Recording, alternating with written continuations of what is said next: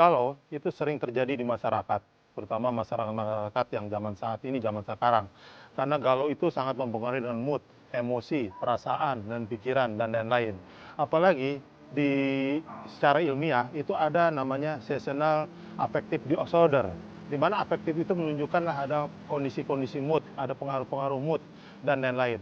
Dan pengaruh mood ini dan juga dipengaruhi oleh masalah musim, masalah kondisi saat ini, kondisi lingkungan, dan lain-lain.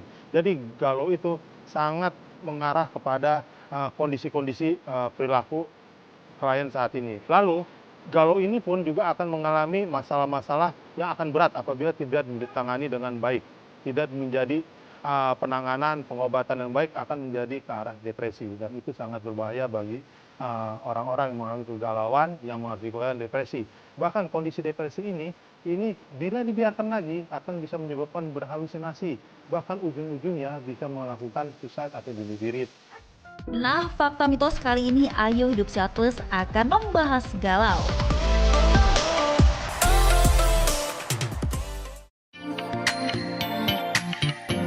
Yang pertama, katanya galau adalah penyakit kejiwaan. Itu fakta atau mitos?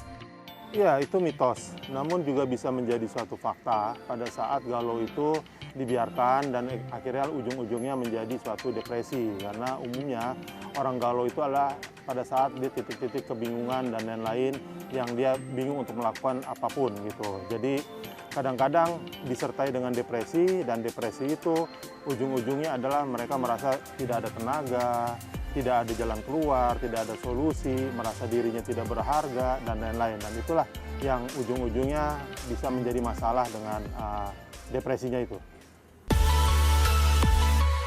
Pemirsa, Anda merasa senang saat matahari cerah menyapa dan mungkin berganti sedih kala awan berubah mendung dan hujan. Nah, kenapa ya?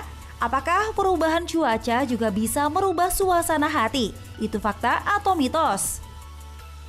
Fakta, karena ada beberapa kasus juga yang kita sebut namakan seasonal affective disorder. Itu adalah gangguan-gangguan yang salah satu ciri dari depresi, tapi lebih mengarah kepada masalah-masalah yang berhubungan dengan masalah musim.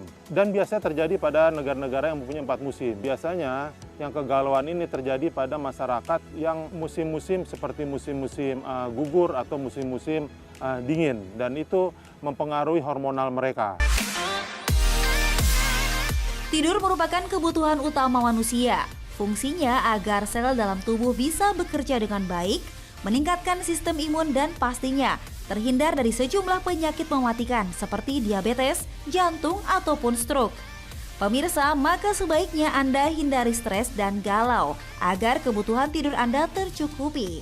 Karena katanya galau bisa menyebabkan penurunan kualitas tidur atau insomnia.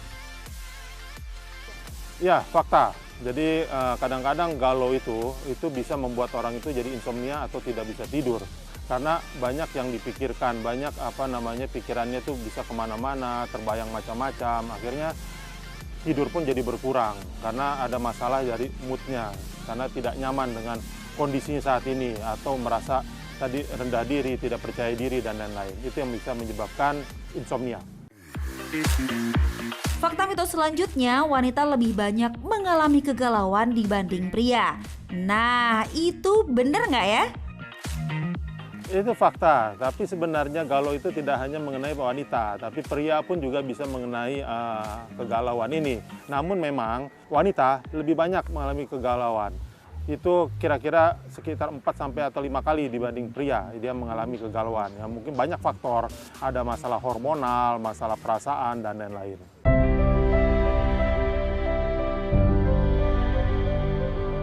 Pemirsa, memang paling gak asik ya berurusan dengan orang galau.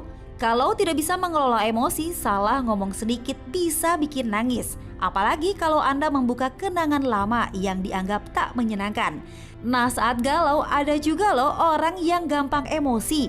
Tapi itu termasuk galau bukan ya?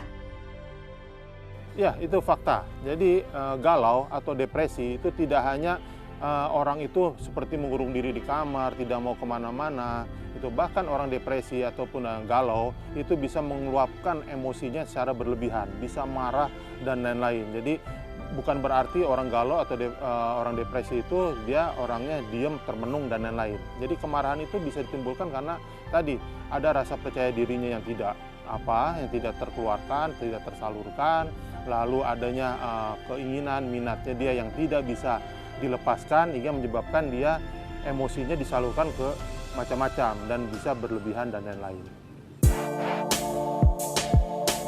Masalah datang silih berganti, dan bila fase galau tak bisa Anda hadapi, bisa berujung frustasi hingga tak sedikit yang memutuskan untuk bunuh diri.